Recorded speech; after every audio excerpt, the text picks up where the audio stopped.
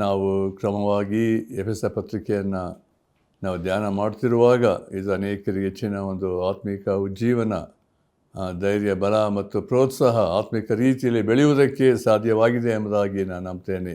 ನಮ್ಮ ಕಳೆದ ಕಾರ್ಯಕ್ರಮದಲ್ಲಿಯೂ ಪ್ರತ್ಯೇಕವಾಗಿ ನಾವು ಅಭ್ಯಾಸ ಮಾಡಿದಂಥ ಒಂದು ಭಾಳ ಪ್ರಾಮುಖ್ಯವಾದ ಸಂಗತಿ, ಯೇಸು ಕ್ರಿಸ್ತನು ನಮ್ಮನ್ನು ಎಂಥ ರೀತಿಯಲ್ಲಿ ಪ್ರೀತಿಸಿ ದೇವರಿಗೆ ಸುಗಂಧವಾದ ವಾಸನೆಯಾಗಿ ತನ್ನ ಯಜ್ಞವಾಗಿ ಸಮರ್ಪಿಸಿಕೊಂಡಿದ್ದಾನೆ ಎಂಬುದಾಗಿ ಹೇಳೋ ಪ್ರಕಾರ ಅಲ್ಲೊಂದು ಮಾತು ಹೀಗೆ ಬರೆಯಲ್ಪಟ್ಟಿದೆ, ನೀವು ಪ್ರೀತಿಯಲ್ಲಿ ನಡೆದುಕೊಳ್ಳ್ರಿ ಎಂಬುದಾಗಿ. ದೇವಜನರು ಯೇಸು ಕ್ರಿಸ್ತನ ಮೂಲಕ ರಕ್ಷಿಸಲ್ಪಟ್ಟಂಥವರು ಈ ಭೂಲೋಕದಲ್ಲಿ ಯಾವ ರೀತಿ ಜೀವಿಸಬೇಕು ಅಂದರೆ, ನಮ್ಮ ಎಲ್ಲ ಜೀವಿತದ ಒಂದು ಶೈಲಿ ಏನಂದರೆ, ಇಲ್ಲಿ ಪೌಲನು ತರುತ್ತಿರುವ ಸಂಗತಿ, ನಾವು ಪ್ರೀತಿಯಲ್ಲಿ ನಡೆದುಕೊಳ್ಳಬೇಕು. ಅಂದರೆ ಯೇಸು ಕ್ರಿಸ್ತನು ನಮ್ಮಲ್ಲಿ ಆ ಪ್ರೀತಿಯ ಪರಿಶುದ್ಧಾತ್ಮನ ಮೂಲಕವಾಗಿ ಆ ಪ್ರೀತಿಯ ರಸವನ್ನು ಹೃದಯ ಸುರಿಸಿದ್ದಾನೆ ಎಂಬುದಾಗಿ ದೇವರ ವಾಕ್ಯ ಹೇಳ್ತಾರೆ. ಆದ್ದರಿಂದ ಪ್ರಿಯರೇ, ನಮ್ಮಲ್ಲಿ ಯಾವಾಗಲೂ ದೇವರ ಪ್ರೀತಿಯಲ್ಲಿ ಐಕ್ಯವಿರುವುದಾದರೆ ನಾವು ಕ್ಷಮಿಸ್ತೇವೆ, ಸರಿಪಡಿಸ್ಕೊಳ್ತೇವೆ, ಕರ್ತನಿಗೆ ತಕ್ಕ ಹಾಗೆ ಜೀವಿಸ್ತೇವೆ. ಇದು ದೇವರು ನಮ್ಮಿಂದ ಅಪೇಕ್ಷಿಸುವಂಥದ್ದು. ಈ ದಿನ ನಾವು ದೇವರ ವಾಕ್ಯದಲ್ಲಿ ಮುಂದಿನ ವಾಕ್ಯಕ್ಕೆ ಹೋಗೋಣ. ಸತ್ಯವೇದ ಇರುವುದಾದ ದಯಮಾಡಿ ನನ್ನೊಟ್ಟಿಗೆ ಎಫೆಸ ಪತ್ರಿಕೆ 5ನೇ ಅಧ್ಯಾಯ 3-5 ವಚನಗಳು, ಅದನ್ನು ಈ ದಿನ ನಾವು ಧ್ಯಾನ ಮಾಡಲಿಕ್ಕಿದ್ದೇವೆ. ಅಲ್ಲಿ ಹೀಗೆ ಬರೆಯಲ್ಪಟ್ಟಿದೆ, ಜಾರತ್ವ, ಯಾವ ವಿಧವಾದ ಬಂಡುತನ, ದ್ರವ್ಯಾಶೆ ಇವುಗಳ ಸುದ್ದಿಯಾದರೂ ನಿಮ್ಮಲ್ಲಿ ಇರಬಾರದು. ಇವುಗಳಿಗೆ ದೂರವಾಗಿರುವುದೇ ದೇವಜನರಿಗೆ ಯೋಗ್ಯವಾದದ್ದು. ವಲಸು ಮಾತು, ಹುಚ್ಚು ಮಾತು, ಕುಚೋದ್ಯ ಮಾತು ಇವು ಬೇಡ, ಅಯುಕ್ತವಾಗಿದೆ. ಇವುಗಳನ್ನು ಬಿಟ್ಟು ದೇವರಿಗೆ ಉಪಕಾರ ಸ್ತುತಿ ಮಾಡುವುದು ಉತ್ತಮ. ಜಾರರು, ದುರಾಚಾರಿಗಳು, ವಿಗ್ರಹಾರಾಧಕರಂತಿರುವ ಲೋಭಿಗಳು ಇವರಲ್ಲಿ ಒಬ್ಬರಿಗಾದರೂ ಕ್ರಿಸ್ತನ ಮತ್ತು ದೇವರ ರಾಜ್ಯದಲ್ಲಿ ಬಾಧ್ಯತೆ ಇಲ್ಲವೆಂದು ನೀವು ಚೆನ್ನಾಗಿ ಬಲ್ಲಿರಲ್ಲವೇ. ಈ ವಾಕ್ಯದಲ್ಲಿ ವಿಶೇಷವಾಗಿ ಸತ್ಯಗಳನ್ನು ನಾವು ನೋಡಬೇಕಾದ್ರೆ ಭಾಳ ಒಂದು ಎಚ್ಚರಿಕೆ. ದೇವರ ವಾಕ್ಯದಲ್ಲಿ ನಾವು ನೋಡಬೇಕಾದ್ರೆ ಅದು ನಮಗೆ ಅರ್ಥ ಆಗ್ತದೆ, ನಾವು ಯಾವ ದೇವರು ನಮಗೆ ಅಪೇಕ್ಷಿಸುವಂಥ ಸಂಗತಿಗಳು ಏನು ಎಂಬುದಾಗಿ. ದೇವರಾತ್ಮನ ಸಹಾಯಕ್ಕಾಗಿ ನಾವು ಬೇಡಿಕೊಳ್ಳೋಣ.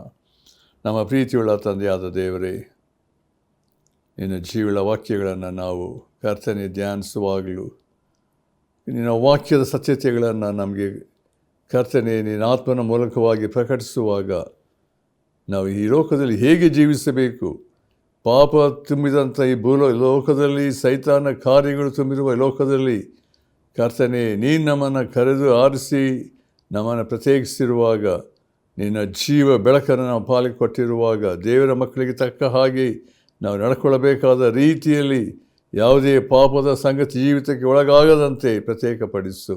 ಯಾರ್ಯಾರು ಈ ಕರ್ತನೆ ಕಾರ್ಯಕ್ರಮ ಕೇಳ್ತಿದ್ದಾರೆ, ಒಬ್ಬರ ಹೃದಯದಲ್ಲಿ ಅವರ ಸ್ಥಿತಿಗತಿಗಳು, ಅವರೆಲ್ಲ ಜೀವಿತದ ಶೈಲಿಯಲ್ಲಿ ಕರ್ತನೆ ನಿನ್ನನ್ನು ಆತ್ಕೊಳ್ಳುವಂತೆ ಕೃಪೆ ಕೊಡು. ಕೊರತೆಗಳು, ಸಮಸ್ಯೆಗಳು, ಚಿಂತೆಗಳು, ಬಾಧೆಗಳು ಯಾವ್ಯಾವ ಸ್ಥಿತಿಯಲ್ಲಿ ದಾಟಿ ಹೋಗ್ತಿದ್ದಾರೆ ಹೃದಯಗಳು ನೋಡುವ ದೇವರೇ, ಒಬ್ಬೊಬ್ಬರನ್ನು ಕರುಣಿಸಪ್ಪ. ಈ ಸಮಯದಲ್ಲಿ ದಾಸನಿಗೆ ಬೇಕಾದ ಕೃಪೆ ಕೊಡು. ಹೇಳಬೇಕಾದ ಮಾತುಗಳನ್ನು ಹೇಳಬೇಕಾದ ರೀತಿಯಲ್ಲಿ ಕರ್ತಿದ್ದ ಅನೇಕರಿಗೆ ಹೆಚ್ಚಿನ ಒಂದು ಜೀವನ ಪ್ರೋತ್ಸಾಹ ನೀಡುವಂಥ ವಾಕ್ಯಗಳಾಗುವಂತೆ ದೇವರಿನ ಮಾರ್ಗದಲ್ಲಿ ನಡೆಸು. ನಮ್ಮ ಪ್ರಾರ್ಥನೆ ಕೇಳಿದ್ದಕ್ಕಾಗಿ ಸ್ತೋತ್ರ. ಯೇಸು ಕ್ರಿಸ್ತನ ಹೆಸರಿನಲ್ಲಿ ನಾವು ಬೇಡಿಕೊಳ್ತೇವೆ ತಂದೆಯೇ, ಆಮೇನ್. ಪ್ರಿಯರೇ, ನಾವು ಓದಿದಂಥ ಈ ವಾಕ್ಯ ಭಾಳ ಎಚ್ಚರಿಕೆಯ ಮಾತನ್ನು ಪೌಲನು ಇಲ್ಲಿ ನಮಗೆ ತಿಳಿಯಪಡಿಸಿದ್ದಾನೆ. ಈ ಎಫೆಸ ಪತ್ರಿಕೆ 5 ನಾವು 3-5 ವಚನ ಓದಿದಂಥ ಭಾಗದಲ್ಲಿ ನಾವು ನೋಡಬೇಕಾದ್ರೆ ಇಲ್ಲಿ ಪೌಲನ ಉದ್ದೇಶ ಯಾಕೆ ಈ ಮಾತುಗಳನ್ನು ಪದೇ ಪದೇ ತಿಳಿಯಪಡಿಸಿದ್ದಾನೆ ಎಂಬುದಾಗಿ ಹೇಳಬೇಕಾದ್ರೆ, ಎಫೆಸದಲ್ಲಿದ್ದಂಥ ಜನರು ಅವರು ಯೇಸು ಕ್ರಿಸ್ತನ ನಂಬಿದ ನಂತರ ತಿರುಗಿ ಯಾವುದೇ ರೀತಿಯಲ್ಲಿ ಲೋಕದ ಸಂಗತಿಗಳಿಗೆ, ಹಿಂದಿನ ಸಂಗತಿಗಳಿಗೆ ಅವರು ಹೋಗಕೂಡ್ದು, ಪಾಪದ ಜೀವಿತಕ್ಕೆ ಹೋಗಬಾರ್ದು. ಯಾಕಂದರೆ ನಮ್ಮ ದೇಹ ಅನೇಕ ವೇಳೆ ಪಾಪದ ಒಂದು ನಿಯಮದಕ್ಕೆ ಒಳಪಟ್ಟಿರುವ ಸಮಯದಲ್ಲಿ ಅನೇಕ ಜನರು, ಸುತ್ತಮುತ್ತಿರ್ತಕ್ಕಂಥ ಒಂದು ಜನರ ಒಂದು ಸಹವಾಸಗಳು ಅನೇಕ ವೇಳೆ ಇವರ ಮೇಲೆ ಪ್ರಭಾವ ಬೀರದಂತೆ ಇವರೆಲ್ಲದರಲ್ಲಿಯೂ ಹೇಗೆ ಜೀವಿಸಬೇಕೆಂಬಂಥ ಒಂದು ಎಚ್ಚರಿಕೆ ಮಾತನ್ನು ಈ ಎಫೆಸ ಸಭೆಗೆ ಬರೆಯುವಂಥ ರೀತಿಯಲ್ಲಿ ನಾವು ನೋಡ್ತೇವೆ. ಪೌಲನಿಗೆ ದೇವರಾತ್ಮನ ಒಂದು ವಿಶೇಷ ಜ್ಞಾನ, ತಿಳುವಳಿಕೆ, ಒಂದು ದೇವರಾತ್ಮನವನಿಗೆ ತಿಳಿಯಪಡಿಸುವಂಥ ಸತ್ಯಗಳು ನೋಡುವಾಗ ದೇವಜನರು ಯಾವ ರೀತಿಯಲ್ಲಿ ಆತ್ಮಿಕ ಜೀವಿತದಲ್ಲಿ ಬೆಳೆದು ಪರಿಪಕ್ವತೆ ಬರಬೇಕು ಎಂಬಂಥ ಒಂದು ಸ್ಥಿತಿಯಲ್ಲಿ ಅವರ ಎಚ್ಚರಿಸಿ ಬರೆಯುವಂಥ ಸಂಗತಿಗಳನ್ನು ನಾವು ನೋಡ್ತೇವೆ.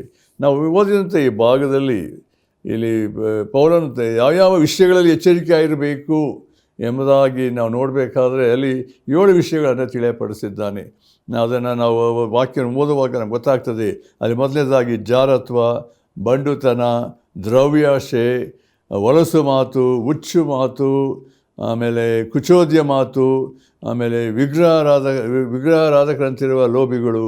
ಈ ರೀತಿಯಲ್ಲಿ 7 ರೀತಿಯ ಒಂದು ಏನಂದರೆ ಪಾಪದ ಕಾರ್ಯಗಳು, ಜೀವಿತದ ಸಂಗತಿಗಳು ಏನು ಎಂಬುದನ್ನು ಇಲ್ಲಿ ಪೌಲನು ಅವರಿಗೆ ಗಮನಕ್ಕೆ ತಂದು ಅಲ್ಲಿ ಹೇಳ್ತಿರುವಂಥ ಮಾತೇನಂತ ಹೇಳಿದ್ರೆ, ಇದೆಲ್ಲ ಸಂಗತಿಗಳು ಏನಂದರೆ ಶರೀರದ ಆಶಯಗಳಿಗೆ ಇರುವಂಥ ಒಂದು ಸಂಗತಿಗಳು ಎಂಬುದಾಗಿ ನೋಡ್ತೇವೆ. ಶರೀರದ ಕರ್ಮಗಳು ಎಂಬುದಾಗಿ ಅದನ್ನು ನಾವು ಪ್ರತ್ಯೇಕವಾಗಿ ಅದನ್ನು ಅನೇಕ ಸಾರಿ ನಾವು ಓದಿದ್ದೇವೆ. ಗಲಾತ್ಯ ಪತ್ರಿಕೆ ನಾವು 5ನೇ ಅಧ್ಯಾಯ ಅಲ್ಲಿ ಇರುವಂಥ ಒಂದು ಮಾತು ನೋಡಿದ್ರಲ್ಲಿ 19ನೇ ವರ್ಷದಲ್ಲಿ ಹೀಗೆ ಉಂಟು. ಇಲ್ಲಿ ಪೌಲನು ಏನು ಹೇಳಿದ್ದಾನೆ ಅದೇ ತಿರುಗಿ ನಾವು ವಾಕ್ಯ ನೋಡುವಾಗ ಅರ್ಥ ಆಗ್ತದೆ. ಅಲ್ಲಿ ಹೀಗೆ ಬರೆಯಲ್ಪಟ್ಟಿದೆ ಗಲಾತ್ಯ 5:19 ಶರೀರ ಭಾವದ ಕರ್ಮಗಳು ಪ್ರಸಿದ್ಧವಾಗಿಯೇ ಅವೆ. ಯಾವುದೆಂದರೆ ನೋಡಿರಿ, ಜಾರತ್ವ, ಬಂಡುತನ, ನಾಚಿಕೆ ಹಿಡಿತನ, ವಿಗ್ರಹಾರಾಧನೆ, ಮಾಟ, ಹಗೆತನ, ಜಗಳ, ಹೊಟ್ಟೆ ಕಿಚ್ಚು, ಸಿಟ್ಟು, ಕಕ್ಷಭೇದ, ಭಿನ್ನಮತ, ಮತ್ಸರ, ಕುಡಿಕತನ, ದುಂದೌತಣ ಇಂಥವುಗಳೇ ಎಂಬುದಾಗಿ ನೋಡ್ತೇವೆ. ಇಲ್ಲಿ ಹೇಳಿ ಪೌಲನು ತರುತ್ತಿರುವಂಥ ಪ್ರತಿ ಒಂದು ಪತ್ರಿಕೆಯಲ್ಲಿ ಪೌಲನು ತರುವಂಥ ಸಂಗತಿಗಳೆಂದರೆ ಶರೀರದ ಆಶಯಗಳು ಒಬ್ಬ ವ್ಯಕ್ತಿಯ ಜೀವಿತ ಬರುವುದಾದರೆ ಎಂತೆಂಥ ಪಾಪದ ಸ್ಥಿತಿ ಇರ್ತದೆ ಎಂಬುದನ್ನು ಇಲ್ಲಿ ಅದು ತಿಳಿಯಪಡಿಸಿದ್ದಾನೆ. ಗಲಾತ್ಯ ಸಭೆಯಲ್ಲಿ ಗಲಾತ್ಯ ಪತ್ರಿಕೆಯಲ್ಲಿ ಬರೆಯುವಾಗಲೂ ಎಫೆಸ ಪತ್ರಿಕೆ ಬರೆಯುವಾಗಲೂ ಅದೇ ಸಂಗತಿಗಳನ್ನು ಅಲ್ಲಿ ನಾವು ನೋಡುವಂಥವರಾಗಿದ್ದೇವೆ. ಅಲ್ಲಿ ಪಟ್ಟಿಗಳು ನೋಡ್ತೇವೆ. ಅಲ್ಲಿ 14 ರೀತಿಯ ಪಟ್ಟಿಗಳು ಓದಿದಂಥ 14 ರೀತಿಯ ಪಾಪದ ಶರೀರದಿನ ಸ್ವಭಾವಗಳು ಎಂಬುದಾಗಿ ಈ 19ನೇ ವರ್ಷದಲ್ಲಿ ನೋಡ್ತೇವೆ. ಇಲ್ಲಿ ಇನ್ನೊಂದು ಮಾತು ಉಂಟು, ಮುಂದಿನ ವಾಕ್ಯ ನೋಡಬೇಕಾದ್ರೆ ಇಂಥ ಕಾರ್ಯಗಳನ್ನು 21ನೇ ವರ್ಷ ಗಮನಿಸಲಿ. ಇಂಥ ಕಾರ್ಯಗಳನ್ನು ನಡೆಸುವವರು ದೇವರ ರಾಜ್ಯಕ್ಕೆ ಏನಂತೆ ಬಾಧ್ಯರಾಗುವುದಿಲ್ಲವೆಂದು ನಾನು ಹಿಂದೆ ಹೇಳಿದಂತೆಯೇ ಈಗಲೂ ನಿಮ್ಮನ್ನು ಎಚ್ಚರಿಸುತ್ತೇನೆ. ಇಲ್ಲಿ ಪಾಪದ ಭಯಂಕರವಾದ ಸ್ಥಿತಿಯನ್ನು ಯಾಕೆ ಇಲ್ಲಿ ಪೌಲನು ಆ ಒಂದು ಸಭೆಯವರಿಗೆ ತಿಳಿಯಪಡಿಸಿದ್ದಾನೆ ಅಂತ ಹೇಳಿದ್ರೆ, ನಿಮ್ಮಲ್ಲಿ ಇಂಥ ಒಂದು ಸ್ಥಿತಿ ಇರುವುದಾದರೆ, ಅನೇಕರಲ್ಲಿ ಇರುವಂಥ ಸಂಗತಿ ಏನಂದರೆ, ನಾನು ಯೇಸು ಕ್ರಿಸ್ತರನ್ನು ನಂಬಿದ್ದೇನೆ, ರಕ್ಷಿಸಲ್ಪಟ್ಟಿದ್ದೇನೆ ಎಂಬುದಾಗಿ ಹೇಳುವಾಗ ಅನೇಕ ವೇಳೆ ಇಂಥ ಪಾಪದ ಸಂಗತಿಗಳು ನಮ್ಮಲ್ಲಿ ಇನ್ನೂ ಇರುವುದಾದರೆ ಗಮನಿಸಬೇಕು. ನಾನು ನಿಜವಾಗಿ ನನ್ನ ಜೀವಿತದಲ್ಲಿ ಯೇಸು ಕ್ರಿಸ್ತನಿದ್ದಾನೋ, ನಾನು ಯೇಸು ಕ್ರಿಸ್ತನ ನಂಬಿಕೆ ಇಟ್ಟಿದ್ದರಿಂದ ನನಗೆ ಜೀವಿತ ಬದಲಾಗಿದೆಯೋ, ನೂತನ ಜೀವಿತವನ್ನು ನಾವು ಹೊಂದಿದೆಯೋ. ಇಲ್ಲದಿದ್ದರೆ ಅನೇಕ ವೇಳೆ ನಮ್ಮನ್ನು ಯಥಾರ್ಥವಾಗಿ ದೇವರ ಮುಂದೆ ಪರಿಶೋಧಿಸಿಕೊಂಡವರಾಗಿ ಹೃದಯದಲ್ಲಿ ನಂಬಿದರೆ ಮಾತ್ರ ಅದೇ ನಮಗೆ ಆಗುವಂಥ ಪರಿವರ್ತನೆ ಮನಸ್ಸಿನಲ್ಲಿ ಅಲ್ಲ, ತಲೆ ಜ್ಞಾನದಿಂದ ಅಲ್ಲ ಪ್ರಿಯರೇ. ಅದಕ್ಕೋಸ್ಕರ ಇಲ್ಲಿ ಇರುವ ಸಂಗತಿ ನಮ್ಮ ಜೀವಿತದಲ್ಲಿ ಸಂಪೂರ್ಣ ಬಿಡುಗಡೆ ಆಗಬೇಕಾದ್ರೆ ಯೇಸು ಕ್ರಿಸ್ತನ ಒಡೆತನ ಅಧಿಕಾರ ನಾವು ಯಾವಾಗ ಯೇಸು ಕ್ರಿಸ್ತನ ಹೃದಯದಲ್ಲಿ ಸ್ವೀಕರಿಸುವಾಗ ಆಗುವಂಥ ಒಂದು ಸಂಪೂರ್ಣ ಬಿಡುಗಡೆ ಪರಿವರ್ತನೆ ಜೀವಿತ. ಅದಕ್ಕೋಸ್ಕರ ಹೇಳ್ತಿದ್ದಾನೆ, ಯಾರ್ಯಾರು ಇಂತಿಂಥ ಕಾರ್ಯಗಳು ಮಾಡುತ್ತಾರೋ ಅವರು ದೇವರ ರಾಜ್ಯಕ್ಕೆ ಬಾಧ್ಯರಾಗುವುದಿಲ್ಲ. ಖಂಡಿತವಾಗಿ ಹೇಳ್ತಿದ್ದಾನೆ. ನಾನು ಯೇಸು ಕ್ರಿಸ್ತನ ನಂಬಿದ್ದೇನೆ, ಪಾಪದ ಜೀವಿತ ಇದ್ದೇನೆ ಅಂತ ಹೇಳಬೇಕಾದ್ರೆ ಒಬ್ಬ ವ್ಯಕ್ತಿ 2 ದೋಣಿಯಲ್ಲಿ ಕಾಲಿಡೋಕ್ಕೆ ಸಾಧ್ಯತೆ ಇಲ್ಲ ಪ್ರಿಯರೇ. ನನಗೆ ಲೋಕನೂ ಬೇಕು, ಯೇಸು ಕ್ರಿಸ್ತನ ಬೇಕೆಂಬುದು ಆ ರೀತಿಯಲ್ಲ. ನಾನು ಯೇಸು ಕ್ರಿಸ್ತನ ನಂಬಿರುವುದಾದರೆ ಸಂಪೂರ್ಣ ಲೋಕದಿಂದ ಶರೀರದಿನ ಸ್ವಭಾವಗಳಿಂದ ಬಿಡುಗಡೆ ಹೊಂದಿದವನಾಗಿ ತಾನು ಪ್ರತಿಷ್ಠಿಸಿಕೊಂಡಂಥವನಾಗಿ ಕರ್ತನಿಗೆ ತಕ್ಕಾಗಿ ಜೀವಿಸಬೇಕಾದಂಥ ಸ್ಥಿತಿ ಒಬ್ಬ ವ್ಯಕ್ತಿಯಲ್ಲಿ, ವಿಶ್ವಾಸಿಯ ಜೀವಿತದಲ್ಲಿ ಇರ್ತದೆ ಎಂಬುದನ್ನು ನಾವು ಯಾವಾಗಲೂ ತಿಳ್ಕೊಳ್ಳಬೇಕು. ಇಲ್ಲಿ ಅದಕ್ಕೋಸ್ಕರ ಇಲ್ಲಿ ಪೌಲನು ಹೇಳಬೇಕಾದ್ರೆ ಒಂದು ಸಂಗತಿ ಎಷ್ಟು ಮಟ್ಟಿಗೆ ನಮ್ಮ ದೇಹದ ವಿಷಯದಲ್ಲಿ ಹೇಳಬೇಕಾದ್ರೆ ನಮ್ಮ ಹಳೆಯ ಸ್ವಭಾವಗಳು ಎಷ್ಟು ಭಾಳ ಪ್ರಾಮುಖ್ಯವಾದ್ದು. ನಾವು ನೋಡ್ರಿ 1 ಕೊರಿಂಥ ಪತ್ರಿಕೆ, ನಾವು ಕೊರಿಂಥ ಪತ್ರಿಕೆಯಲ್ಲಿ ಕೊರಿಂಥ ಸಭೆಯಲ್ಲಿ ನೋಡ್ತೇವೆ ಅನೇಕ ಸಮಸ್ಯೆಗಳಿತ್ತು. 1 ಕೊರಿಂಥ 6:13 ನೋಡಬೇಕೆಂಬುದಾಗಿ ಕೇಳಿಕೊಳ್ತೇನೆ. ಭೋಜನ ಪದಾರ್ಥಗಳು ಹೊಟ್ಟೆಗಾಗಿಯೂ, ಹೊಟ್ಟೆಯು ಭೋಜನ ಪದಾರ್ಥಗಳಿಗಾಗಿಯೂ ಅವೇ. ದೇವರು ಇದನ್ನು ಅವುಗಳನ್ನು ಕೂಡ ತೆಗೆದು ಹಾಕುವನು. ಗಮನಿಸ್ರಿ, ಆದರೂ ದೇಹವು ಆಧಾರಕ್ಕೋಸ್ಕರ ಇರುವಂಥದ್ದಲ್ಲ, ಕರ್ತನಿಗೋಸ್ಕರವಾಗಿದೆ. ಕರ್ತನು ದೇಹಕ್ಕೋಸ್ಕರ ಇದ್ದಾನೆ. ಇಲ್ಲಿರುವಂಥ ಸಂಗತಿ ಏನಂದರೆ, ದೇವರು ಕರ್ತನನ್ನು ಎಬ್ಬಿಸುವುದಲ್ಲದೆ ನಮ್ಮನ್ನು ತನ್ನ ಪರಾಕ್ರಮದಿಂದ ಎಬ್ಬಿಸುವನು. ನಿಮ್ಮ ದೇಹಗಳು ಕ್ರಿಸ್ತನ ಅಂಗಗಳಾಗಿವೆ ಎಂಬುದು ನಿಮಗೆ ತಿಳಿಯೋದು. ಪೌಲನ ಉದ್ದೇಶ, ನಾವು ಕೊರಿಂಥ ಸಭೆಯಲ್ಲಿ ನಾವು ಅದನ್ನು 6ನೇ ಅಧ್ಯಾಯದಲ್ಲಿ ನಾವು ನೋಡೋ ಪ್ರಕಾರ ನಮ್ಮ ದೇಹಗಳು ದೇವರಿಗೆ ಕ್ರಿಸ್ತನ ಏನಂತ ಹೇಳಿದ್ರೆ ಅಲ್ಲಿ ಕ್ರಿಸ್ತನ ಅಂಗಗಳಾಗಿದೆ ಅಂತ ಹೇಳಬೇಕಾದ್ರೆ ನಾವು ಎಷ್ಟರ ಮಟ್ಟಿಗೆ ನಮ್ಮ ದೇಹವನ್ನು ಕರ್ತನಿಗೆ ಪ್ರತಿಷ್ಠಿಸಿಕೊಂಡಂಥವರಾಗಿ ನಾವು ಕರ್ತನ ಮಾರ್ಗದಲ್ಲಿ ಜೀವಿಸಬೇಕು ಎನ್ನುವಂಥದ್ದು. ಅನೇಕ ವೇಳೆ ಪಾಪದ ಜೀವಿತ ನಮ್ಮಲ್ಲಿ, ಪಾಪದ ಆಳ್ವಿಕೆ ನಮ್ಮಲ್ಲಿ ಬರುವುದಾದರೆ ಏನಾಗ್ತದೆ, ನಾವು ಸಂಪೂರ್ಣವಾಗಿ ಶರೀರಾಶ್ರಯಕ್ಕೆ ಒಳಪಟ್ಟಂಥವರಾಗಿ ದೇವರಿಂದ ದೂರವಾಗಿ ಹೋಗುವಂಥ ಸಾಧ್ಯತೆ ಉಂಟು ಎಂಬುದನ್ನು ನಾವಲ್ಲಿ ನೋಡ್ತೇವೆ. ಆದ್ದರಿಂದ ದೇವರ ವಾಕ್ಯದಲ್ಲಿ ನನಗೆ ಕೊಟ್ಟಿರುವಂಥ ಎಚ್ಚರಿಕೆ ಏನಂತ ಹೇಳಿದ್ರೆ, ಯೇಸು ಕ್ರಿಸ್ತನ ಒಡೆತನ ಅಧಿಕಾರ ನನ್ನ ಜೀವಿತ ಇರುವಾಗ ನಾನು ಯೇಸು ಕ್ರಿಸ್ತನ ಮೂಲಕ ನೂತನ ಸೃಷ್ಟಿಯಾಗಿದ್ದೇನೆ ಎಂಬುದನ್ನು ನಾವು ತಿಳಿದುಕೊಳ್ಳುವಾಗ ದೇವರು ನನ್ನನ್ನೇನೆಂದರೆ ಅಂಧಕಾರದ ದೊರೆತನದಿಂದ ಬಿಡಿಸಿ ನಮ್ಮನ್ನು ತನ್ನ ಪ್ರಿಯ ಕುಮಾರನಿಗೆ ಸೇರಿಸಿದ್ದಾನೆ. ಕೊಲೊಸ್ಸೆಯನ್ನು 1:13 ನೋಡೋ ಪ್ರಕಾರ ಯೇಸು ಕ್ರಿಸ್ತನಲ್ಲಿ ನಮ್ಮ ಎಲ್ಲ ಪಾಪಗಳು ಪರಿಹಾರವಾಗಿದೆ ಎಂದು ಹೇಳಬೇಕಾದ್ರೆ ದೇವರು ನಮ್ಮಿಂದ ಅಪೇಕ್ಷಿಸುವಂಥ ಒಂದು ಶ್ರೇಷ್ಠವಾದ ಸಂಗತಿ, ನಾವು ಕರ್ತನಿಗೆ ಸಮರ್ಪಕವಾದ ಜೀವಿತವನ್ನು ಜೀವಿಸಬೇಕು. ಮಾತ್ರವಲ್ಲ, ನನ್ನ ಪೂರ್ವ ಸ್ವಭಾವಗಳು, ನಾನು ಹಿಂದೆ ಮಾಡ್ತಾ ಇದ್ದಂಥ ಯಾವುದೇ ಪಾಪದ ಸಂಗತಿಗಳು ನನ್ನ ಜೀವಿತದಲ್ಲಿ ತಿರುಗಿ ಬಾರದಂತೆ, ಆಳದಂತೆ ಅದನ್ನು ಎಚ್ಚರಿಕೆ ಆಗಿರಬೇಕು.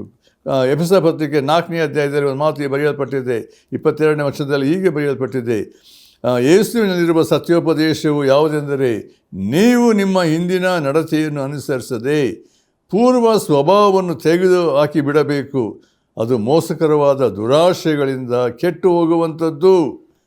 ಇಲ್ಲಿ ಇರುವಂಥ ಸ್ಪಷ್ಟವಾದಂಥ ಒಂದು ಮಾತನ್ನು ನೋಡ್ತಾ ಇದ್ದೇವೆ. ಅದೇನೆಂದರೆ, ನಮ್ಮ ಹಿಂದಿನ ಸ್ವಭಾವಗಳು ಯಾವುದೇ ರೀತಿ ದುರಾಶೆಗಳು ಮೋಸಕರವಾದದ್ದು, ಅದರಿಂದ ನಾವು ಬಿಡುಗಡೆ ಹೊಂದಿ ನಾವು ಜೀವಿಸಬೇಕೆಂಬಂಥ ರೀತಿಯಲ್ಲಿ ಈ ವಾಕ್ಯಗಳು ನಮಗೆ ಸ್ಪಷ್ಟಪಡಿಸ್ತದೆ. ಅದು ಇನ್ನೊಂದು ಮಾತನ್ನು ಹೇಳ್ತಿದ್ದಾನೆ 4:23 ಏನಂದರೆ, ನೀವು ನಿಮ್ಮ ಆಂತರ್ಯದಲ್ಲಿ ಹೊಸಬರಾಗಿ ನೂತನ ಸ್ವಭಾವನ ಧರಿಸ್ಕೊಳ್ರಿ. ಇದು ಭಾಳ ಪ್ರಾಮುಖ್ಯ ಸಂಗತಿ. ರಕ್ಷಿಸಲ್ಪಟ್ಟಂಥ ಪ್ರತಿಯೊಬ್ಬ ವ್ಯಕ್ತಿಯ ಜೀವಿತದಲ್ಲಿ ದೇವರು ಗಮನಿಸುವಂಥದ್ದು, ಅಪೇಕ್ಷಿಸುವಂಥ ಸಂಗತಿ ಏನಂದರೆ, ನಾವು ಯೇಸು ಕ್ರಿಸ್ತನ ಮೂಲಕ ಆ ನೂತನವಾದಂಥ ಜೀವಿತವನ್ನು ನಾವು ಒಂದೇ ಪರಲೋಕ ಭಾವವುಳ್ಳವರಾಗಿ ನಾವು ಜೀವಿಸಬೇಕು, ಕರ್ತನ ಒಡೆತನದಲ್ಲಿ ಜೀವಿಸಬೇಕು ಎಂಬುದಾಗಿ ಕರ್ತನು ನಮ್ಮಿಂದ ಅಪೇಕ್ಷಿಸುವಂಥವನಾಗಿದ್ದಾನೆ. ಆದರೆ ಇನ್ನೊಂದು ಮಾತು ನಾವು ಪ್ರತ್ಯೇಕವಾಗಿ ನಾವು 1 ಕೊರಿಂಥ ನಾವು ಆಗಲೇ ಓದಿದ ಪ್ರಕಾರ 6ನೇ ಅಧ್ಯಾಯ ಅಲ್ಲಿ 1 ಕೊರಿಂಥ 6 ಒಂದು ಮಾತಲ್ಲಿ ಇನ್ನೊಂದು ಸಂಗತಿಯನ್ನು ಅಲ್ಲಿ ಪೌಲನು ತಿಳಿಸಬೇಕಾದ್ರೆ ನಮಗೆ ಅದು ಅರ್ಥ ಆಗ್ತದೆ. ಇನ್ನೊಂದು 19 ಅಲ್ಲಿ 9-11 ವಚನಗಳು ನೋಡಬೇಕಾದ್ರೆ ಗೊತ್ತಾಗ್ತದೆ. 9-11ರಲ್ಲಿ ಪೌಲನು ಸಭೆಗೆ ಬರೆಯಬೇಕಾದರೆ ಅಲ್ಲಿ ಇನ್ನೊಂದು ಮಾತು ಹೇಳ್ತಿದ್ದಾನೆ, ಅನ್ಯಾಯಗಾರರು ದೇವರ ರಾಜ್ಯಕ್ಕೆ ಬಾಧ್ಯರಾಗುವುದಿಲ್ಲವೆಂದು ನಿಮಗೆ ತಿಳಿಯೋದೋ, ಮೋಸ ಹೋಗಬೇಡ್ರಿ. ಜಾರರು, ವಿಗ್ರಹಾರಾಧಕರು, ವ್ಯಭಿಚಾರಿಗಳು, ವಿಟರು, ಪುರುಷಗಾಮಿಗಳು, ಕಳ್ಳರು, ಲೋಭಿಗಳು, ಕುಡಿಕರು, ಬೈಯುವವರು, ಸುಲುಕೊಳ್ಳುವವರು ಇವರೊಳಗೆ ಒಬ್ಬರಾದರೂ ದೇವರ ರಾಜ್ಯಕ್ಕೆ ಬಾಧ್ಯರಾಗುವುದಿಲ್ಲ. ನಿಮ್ಮಲ್ಲಿ ಕೆಲವರು ಅಂಥವರಾಗಿದ್ದೀರಿ. ನೋಡಿ, ಕೊರಿಂಥ ಸಭೆ ಬರೀಬೇಕಾದ್ರೆ ನೀವು ಅಂಥವರಾಗಿದ್ದೀರಿ ಎಂಬುದಾಗಿ ಹೇಳ್ತಿದ್ದಾನೆ. ಆದರೂ ಕರ್ತನಾದ ಯೇಸು ಕ್ರಿಸ್ತನ ಹೆಸರಿನಲ್ಲಿಯೂ ನಮ್ಮ ದೇವರ ಆತ್ಮದಲ್ಲಿಯೂ ತೊಳೆದುಕೊಂಡಿರಿ, ದೇವಜನರಾದಿರಿ, ನೀತಿವಂತನೆಂಬ ನಿರ್ಣಯವನ್ನು ಹೊಂದಿದ್ದೀರಿ. ಅಂದರೆ ಇಲ್ಲಿ ಪೌಲನು ತರುವಾಗ ನಿಮ್ಮಲ್ಲಿ ಅನೇಕರು ಇಂಥ ಪಾಪದ ಕೃತ್ಯಗಳನ್ನು ಜೀವಿಸ್ತಾ ಇದ್ದಂಥವರಾದರೆ ಈಗ ಯೇಸು ಕ್ರಿಸ್ತನ ಮೂಲಕ ಶುದ್ಧೀಕರಿಸಲ್ಪಟ್ಟು ವಿಮೋಚಿಸಲ್ಪಟ್ಟಿರುವಾಗ ನೀವೇನೆಂದರೆ ದೇವಜನರಾಗಿದ್ದೀರಿ ಎಂಬುದನ್ನು ಜ್ಞಾಪಕ ಮಾಡಿಕೊಳ್ಳ್ರಿ ಎಂಬ ಸಂಗತಿಗಳನ್ನು ನಾವು ನೋಡ್ತೇವೆ. ನೋಡಿರಿ, ಪ್ರತಿಯೊಂದು ಸಭೆಯಲ್ಲಿ ಈ ಪೌಲನು ಬರೆಯಬೇಕಾದರೆ ಸಭೆಯಲ್ಲಿ ನಾನಾ ಥರ ಜನಗಳು ಇರ್ತಾರೆ ಎಂಬುದಾಗಿ ತಿಳ್ಕೊಳ್ಳಬೇಕು. ಎಲ್ಲ ಒಂದೇ ಥರ ಇರ್ತಾರೆ ಎಂಬುದಾಗಿ ಅಲ್ಲ. ಅನೇಕ ವೇಳೆ ನಮ್ಮ ನಂಬಿಕೆ ಎಷ್ಟರ ಮಟ್ಟಿಗೆ ಉಂಟು ಯೇಸು ಕ್ರಿಸ್ತನ ಮೇಲೆ, ಮತ್ತು ನಮ್ಮ ಆತ್ಮಿಕ ಜೀವಿತ ಎಷ್ಟರ ಮಟ್ಟಿಗೆ ಸತ್ಯದಲ್ಲಿಯೂ ನೀತಿಯಲ್ಲಿಯೂ ಪರಿಶುದ್ಧತೆಯಲ್ಲಿ ನಾವು ಜೀವಿಸ್ತಾ ಇದ್ದೇವೋ, ಇಲ್ಲವೇ ಪಾಪದಲ್ಲಿಯೇ ನಾವು ಜೀವಿಸ್ತಾ ಇದ್ದೇವೋ, ಇದು ರಕ್ಷಣೆ ಹೊಂದಿರುವಂಥ ಅನೇಕ ವೇಳೆ ಇದು ನಮ್ಮ ಸಭೆಗಳಲ್ಲಿ ಅದು ಅನೇಕ ವೇಳೆ ಗಮನಿಸಬೇಕಾದಂಥ ಒಂದು ಸಂಗತಿ ಎಂಬುದಾಗಿ ನಾವು ತಿಳಿದುಕೊಳ್ಳಬೇಕಾಗಿದೆ.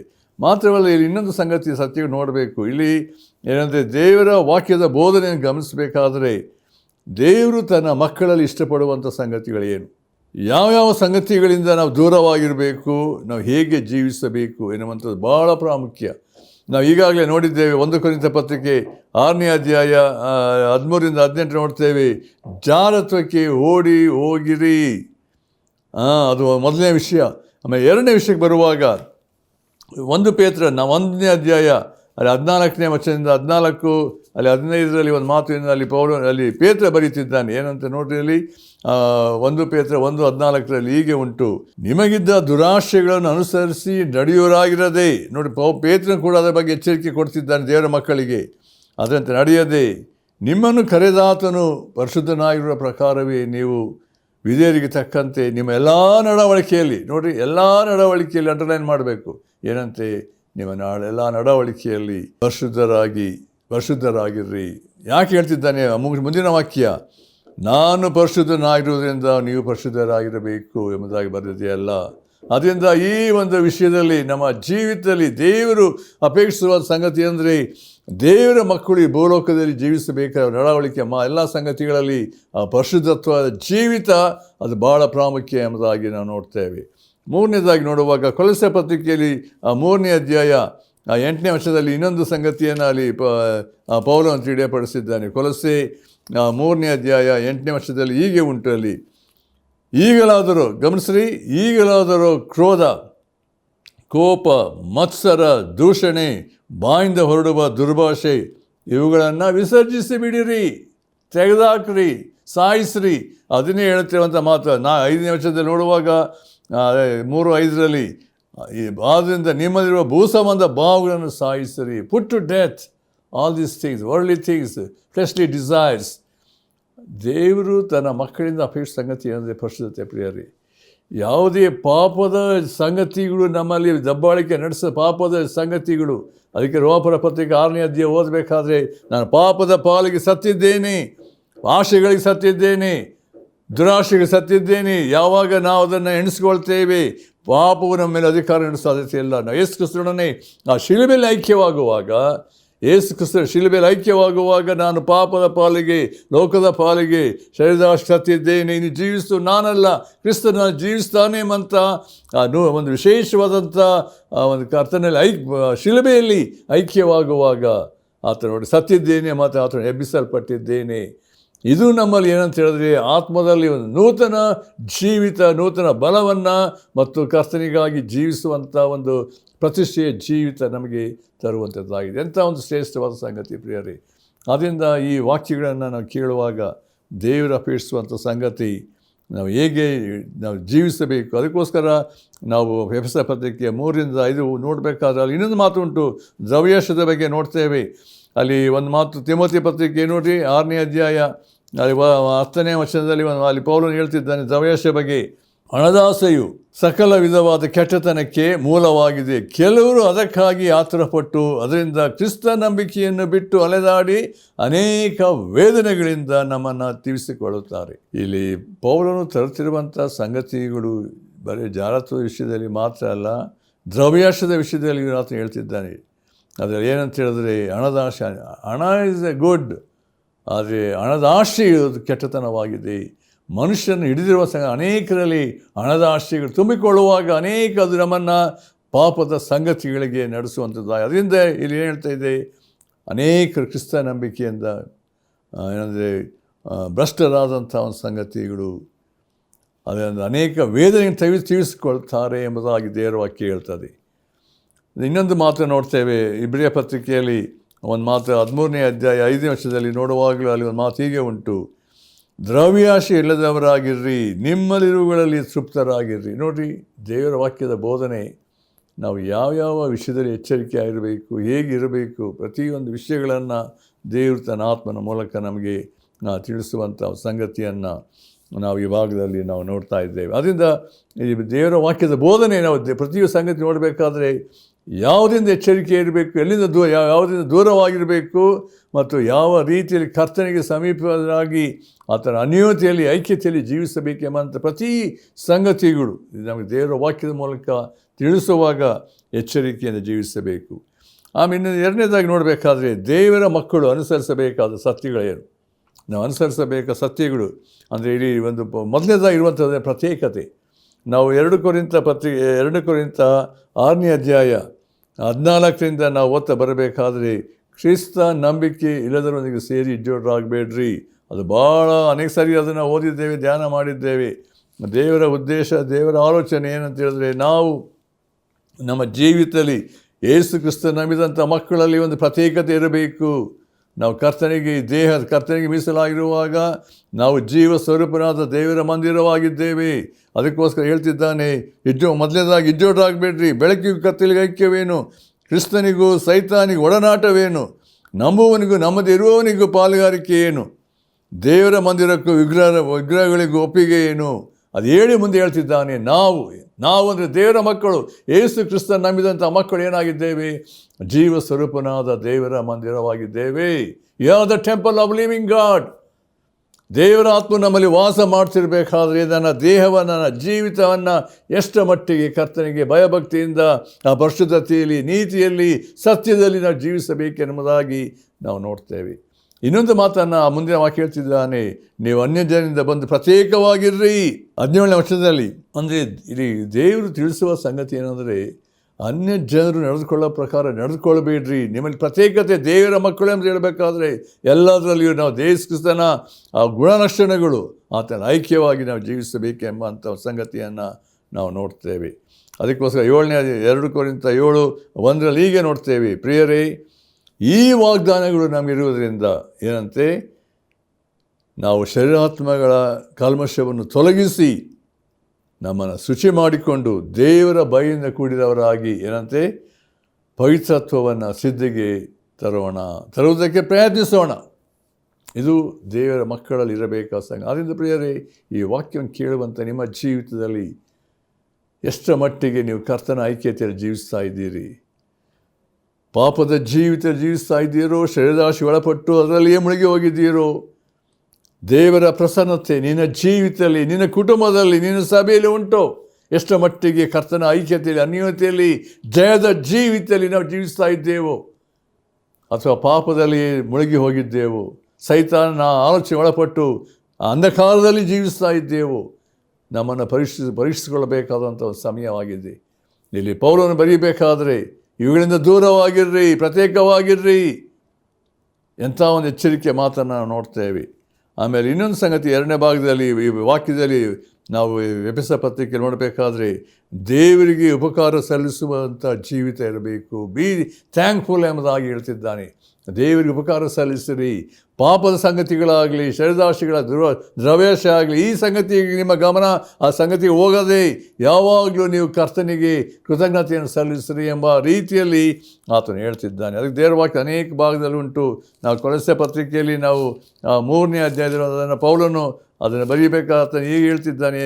ಅದು ಹೀಗೆ ಉಂಟು 17ನೇ ವಚನದಲ್ಲಿ, ನೀವು ನುಡಿಯಿಂದಾಗಲಿ ನಡೆಯಿಂದಾಗಲಿ ಏನು ಮಾಡಿದರೂ ಎಲ್ಲವನ್ನು ಕರ್ತನಾದ ಯೇಸು ಕ್ರಿಸ್ತನ ಹೆಸರಿನಲ್ಲಿಯೇ ಮಾಡಿರಿ. ಆತನ ಮೂಲಕ ಗಮನಿಸಲಿ, ಆತನ ಮೂಲಕ ತಂದೆಯಾದ ದೇವರಿಗೆ ಏನಂತೆ, ಕೃತಜ್ಞತಾ ಸ್ತುತಿಯನ್ನು ಸಲ್ಲಿಸಿರಿ. ಇದು ದೇವರು ತನ್ನ ಮಕ್ಕಳಿಂದ ಗಮನಿಸುವಂಥ ಒಂದು ಸಂಗತಿ. ನಾವು ಯಾವಾಗಲೂ ಎಲ್ಲ ಸಮಯದಲ್ಲಿ ದೇವರಿಗೆ ಕೃತಜ್ಞತಾ ಸ್ತುತಿ ಆರಾಧನೆ ಸಲ್ಲಿಸಬೇಕು. 1 ತೆಸಲೋನಿಕ ಪತ್ರಿಕೆ 5 ನಾವು 18 ಅದರಲ್ಲೂ ನೋಡ್ತೇವೆ. ಅಲ್ಲಿ ಪೌಲನು ಅದನ್ನು ಹೇಳಬೇಕಾದ್ರೆ ಏನಂತೆ, ಅಲ್ಲಿ ಯಾವಾಗಲೂ ಏನಂತೆ ಸಂತೋಷಿಸಿರಿ, ಎಡೆಬಿಡದೆ ಪ್ರಾರ್ಥನೆ ಮಾಡಿರಿ, ಎಲ್ಲದರಲ್ಲಿಯೂ ಕೃತಜ್ಞತಾ ಸ್ತುತಿಯನ್ನು ಮಾಡಿರಿ. ಇದೇ ನಿಮ್ಮ ವಿಷಯವಾಗಿ ಕ್ರಿಸ್ತ ಯೇಸುವಿನಲ್ಲಿ ತೋರಿ ಬಂದ ದೇವರ ಚಿತ್ತ ಎಂಬುದಾಗಿ ನೋಡ್ತೇವೆ. ಆಮೇಲೆ ಫಿಲಿಪ್ಪಿ ಪತ್ರಿಕೆಯನ್ನು ನಾವು ನೋಡುವ 4 ನೋಡಬೇಕಾದ್ರೆ, ನೀವು ಯಾವ ಸಂಬಂಧವಾಗಿ ಚಿಂತೆ ಮಾಡದೆ ಏನು ಮಾಡಬೇಕಂತೆ, ಪ್ರಾರ್ಥನೆ ವಿಜ್ಞಾಪನೆಗಳನ್ನು ದೇವರಿಗೆ ಕೃತಜ್ಞತೆ ಸಲ್ಲಿಸ್ತಾ ನಿಮಗೆ ಬೇಕಾದಂತ ತಿಳಿಯಪಡಿಸ್ರಿ ಎಂಬುದಾಗಿ ಹೇಳಿರುವಂಥ ಮಾತನ್ನು ನೋಡ್ತೀವಿ. ಹೀಗೆ ದೇವರ ವಾಕ್ಯದಲ್ಲಿ ಅನೇಕ ಭಾಗದಲ್ಲಿ ನೋಡಬೇಕಾದರೆ ನಾವು ದೇವರಿಗೆ ಯಾವಾಗಲೂ ಎಲ್ಲ ಸಮಯದಲ್ಲಿ ಆತ್ಮಭರಿತರಾಗಿ, ಪರಿಶುದ್ಧಾತ್ಮ ಭರಿತರಾಗಿ, ಕೀರ್ತನೆಗಳಿಂದಲೂ ಆತ್ಮ ಸಂಬಂಧ ಪದಗಳಿಂದಲೂ ಮಾತಾಡಿಕೊಳ್ಳುತ್ತಾ ದೇವರಿಗೆ ಕೃತಜ್ಞತೆಯನ್ನು ಸಲ್ಲಿಸಬೇಕೆಂಬಂಥ ವಿಷಯವನ್ನು ಪದೇ ನಾವು ಅದನ್ನು ದೇವರ ವಾಕ್ಯದಲ್ಲಿ ನಾವು ನೋಡ್ತೇವೆ.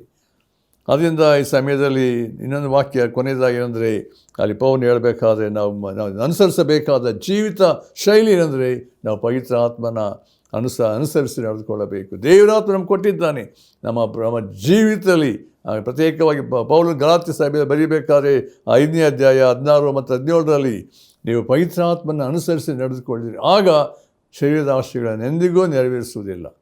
ಅಂದರೆ ಯಾವಾಗ ನಮ್ಮಲ್ಲಿ ದೇವರಾತ್ಮನ ಒಡೆತನ ಅಧಿಕಾರಕ್ಕೆ ಬರುವಾಗ ನಮ್ಮ ಜೀವಿತ, ಇಡೀ ನಮ್ಮ ವ್ಯಕ್ತಿತ್ವ ಏನಾಗ್ತದೆ, ಪರಿಶುದ್ಧತೆಯಲ್ಲಿಯೂ ನೀತಿಯಲ್ಲಿಯೂ ಸತ್ಯದಲ್ಲಿ ನಾವು ಕಂಡು ಬರ್ತದೆ.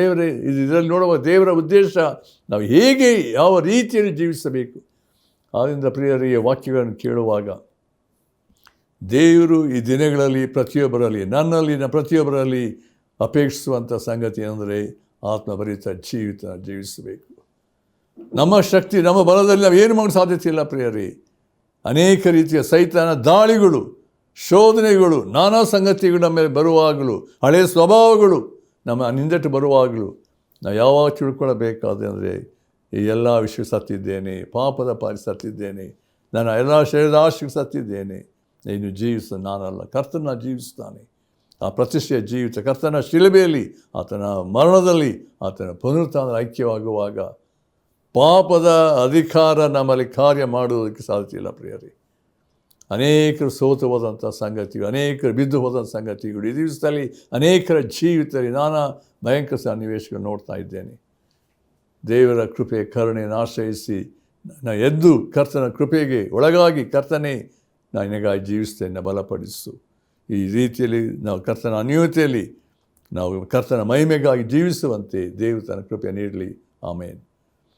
ನಮ್ಮ ಪ್ರೀತಿಯುಳ್ಳ ತಂದೆಯಾದ ದೇವರೇ, ಯಾರ್ಯಾರ ವಾಕ್ಯಗಳನ್ನು ಕೇಳಿದ್ದಾರೋ ಒಬ್ಬೊಬ್ಬರ ಹೃದಯದಲ್ಲಿ ಕರುಣೆ ತೋರಿಸಿ ಪಾಪದಿಂದ ಸೈತಾನ ಬಂಧನದಿಂದ ಬಿಡುಗಡೆ ಹೊಂದಿದವರಾಗಿ ನಿನಗೆ ಸಮರ್ಪಕವಾದ ಜೀವಿತ ಜೀವಿಸುವಂತೆ ಪ್ರತಿಯೊಬ್ಬರಲ್ಲಿ ಕೃಪೆ ಮಾಡು.